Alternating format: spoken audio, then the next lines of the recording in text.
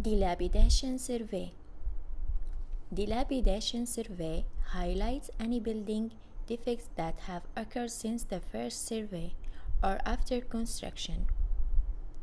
The assessments are performed for the entire structure, which includes surrounding footpaths and crossovers, adjoining infrastructure including walls and roofing structures for deterioration, service beds and infrastructures, cornices and ceilings, roof gutters and downpipes, fixture within the structure, flooring and tiling.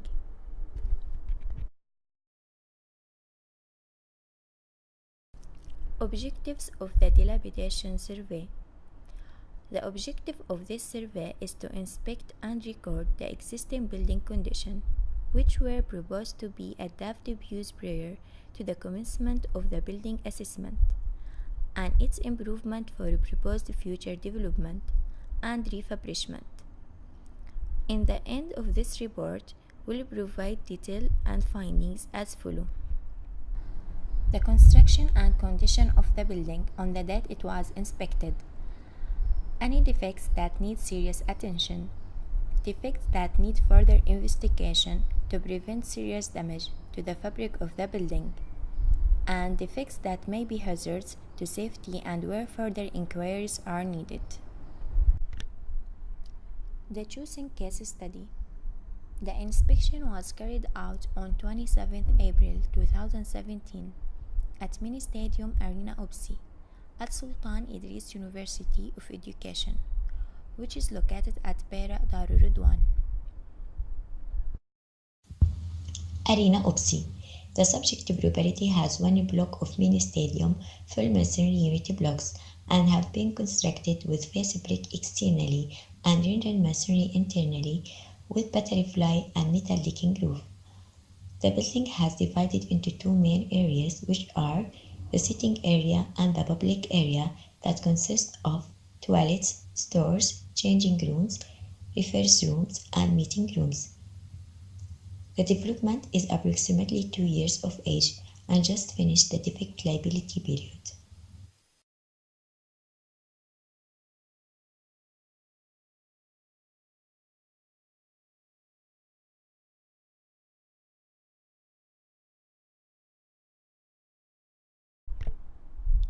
Inspection information. Weather condition. The weather was sunny and the temperature was 32 Celsius degree. Inspection equipment. Measuring tabs, ruler, protimeter, plans, screwdriver, digital camera, and writing tools. Inspection methodology. The inspection was done through visual observation, or NPWD term is Protocol 1, non-destructive method, means that no hacking or lifting up anything in the building. The outside and inside of the main building and permanent buildings were inspected from various points within the boundaries of the mini stadium. Some rooms were not inspected because they were locked. Floor surfaces were inspected were readily and safely accessible, but fitted floor coverings and heavy furniture were not moved. We didn't comment on sound insulation or noise. Condition rating. Condition rating is used to classify the defect to category of its urgency for repair. The building defects condition is rating according to the Royal Institute of Chartered Surveyors, 2010. Building structural elements.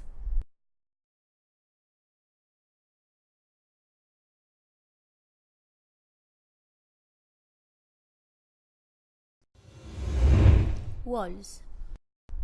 The external walls of the building are constructed of solid brick masonry with section of pebble dash rendered and painted. To the base of some elevation are mortar plinth and some provision for subfloor ventilation. Internal walls of a toilet are brick walls that covered by using ceramic. Block walls are used to construct the wall. Block walls can be constructed stronger than normal brick walls as they are able to distribute the load of the building. Wall defects: horizontal crack,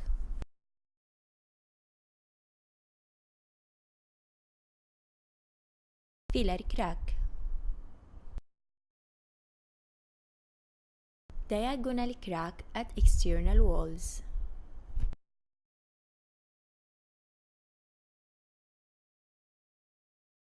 diagonal crack at internal walls,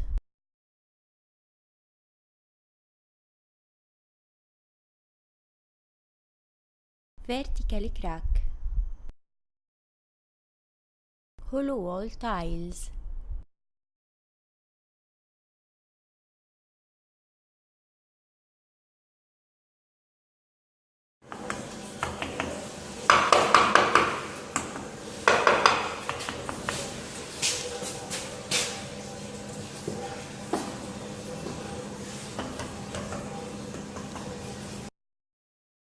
peeling wall tiles,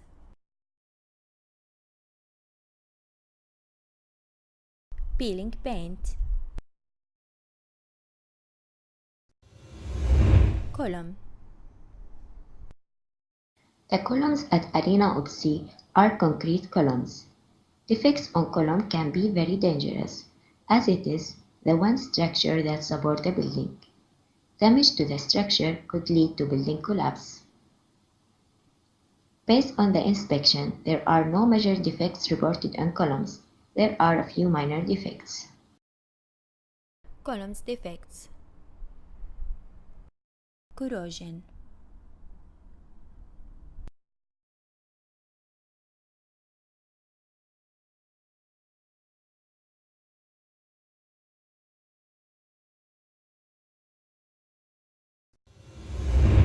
floor, concrete floor with tiles finishes. It has a great degree extreme and strong and can withstand the weight. Concrete floor, one of the low maintenance product. Most of the area on the ground floor are covered with tiles. Tiles has lower water absorption rate and higher density. It is much stronger comparing to the ceramic and also long lasting. Floor defects: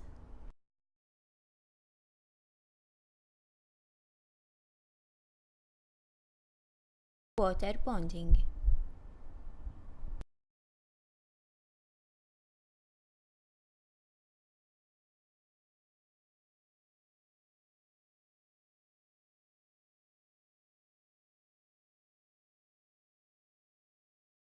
grazing,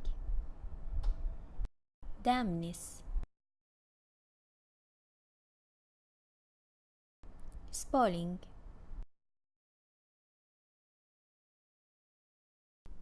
floor crack,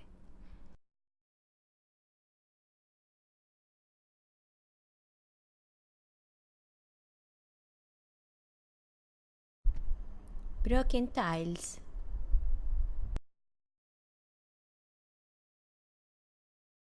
mold, reinforcement bar not on position, effect of cutting apron, sitting area defects, corrosion, corrosion on the joint screw, hairline crack in the concrete sitting, roof. Arena UPSI has two sets of roof, one for the stadium and the other one for the store building, and they have the butterfly roof design, which is not really suitable for Malaysia climate. Rainwater from the roof of the mini stadium slopes is harvested via U-profile galvanized iron gutters, discharging into UPVC down pipes situated upon the side of column. On the other hand, the store building roof has concrete gutter. Roof defects: leaking, corrosion, mold, water bonding. Other defects: broken airflow hand dryer, uninstalled access card, hole in the door, corrosion on the handrail, corrosion on the ruler shutter, blister on the ceiling of changing room. Defect analysis. There are a total of 46 defects listed in the report. The defects are categorized first according to the building elements. The defects are categorized according to the following code: F for floor, W for wall, C for column, R for roof, CL for ceiling, I for building item.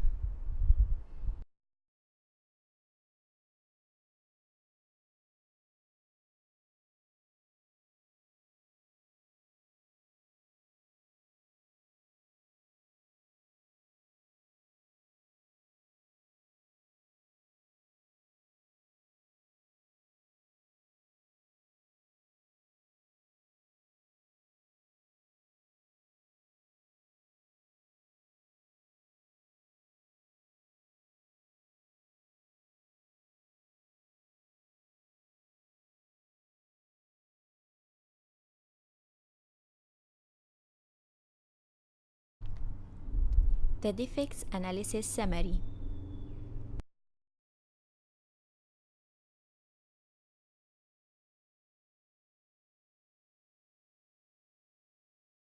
Defects percentage proportion. The highest percentage of building defects is the various type of a crack with 37%. The second worst defect is the faulty due to poor workmanship, such as water bonding, that is 22%, followed by the dampness with 13%. For corrosion is 11%, and same goes to vandalism. Evenly distributed percentage on minor defects for the other defects with average 1 to 2%. The most common defects. Crack. Crack is the most common defect in the building. Crack appears on the wall as well as in the concrete floor, whether they are horizontal, vertical, and diagonal cracks, which might be caused by external impact, poor workmanship, and overloaded. Vertical crack. Vertical cracks at junction of RCC column and wall masonry, which mostly occurs a few months after construction, not only due to differential strain between RCC and masonry, yet because of elastic deformation, shrinkage, and creep in RCC column. Horizontal and diagonal cracks usually appear along the mortar joints between brickwork or blockwork. They can follow the mortar joints in a line or diagonally upwards in a staircase pattern. If the crack follows a straight line, it is normally caused through applied sideways pressures. Floor crack. Most of the cracks were found at the external area of the building, the intersection of the concrete floor area.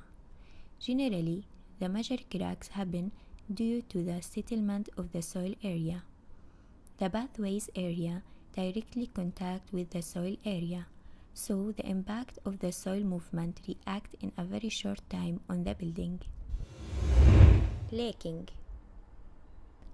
The effect of the leaking joint between gutter and rainwater downpipe can be figured by seeing the existing stain at the column. Leaking might be caused by the poor workmanship. It is recommended that the gutters be observed during heavy rainfall to ensure that the leaking can be identified. Leaking must be fixed, otherwise the gutter must be changed due to resting water expand to the wall. Corrosion. There are two main corrosion defects were inspected. Firstly, the corrosion stain which appears on the gutter and column. The gutter is made of galvanized iron and supposed not to be rusted, but maybe the quality of galvanized iron needed to be checked. The stain is caused by leaking gutter. The corrosion stain can be cleaned and repainted. However, the root cause or the source of the corrosion must be avoided so that there will be no leakage and the corrosion stain can be prevented in the future. Secondly, corrosion appears on the concrete sitting area, which might cause by the presence of iron in concrete grout beside the normal components which are water, cement and sand, which might have reacted after certain time. Water bonding. Water bonding appears at some concrete floor areas, as well as at the concrete gutter. Rainwater bonding due to insufficient slope on the floor to adequately drain the water. Conclusion. The overall building condition was good, but it is ideal that all the remedial works can be carried out respectively on each defect of the building, especially the leaking roof, various types of cracks, and corrosion at the sitting area. Building defects should be considered before it becomes worse. An accurate and effective remedial and maintenance works should be carried out to maintain its durability and sustainability. The mini stadium can retain its functionality for many more years in the future. And lastly, this report could only comment on what is visible and accessible to us to inspect. Thanks for watching.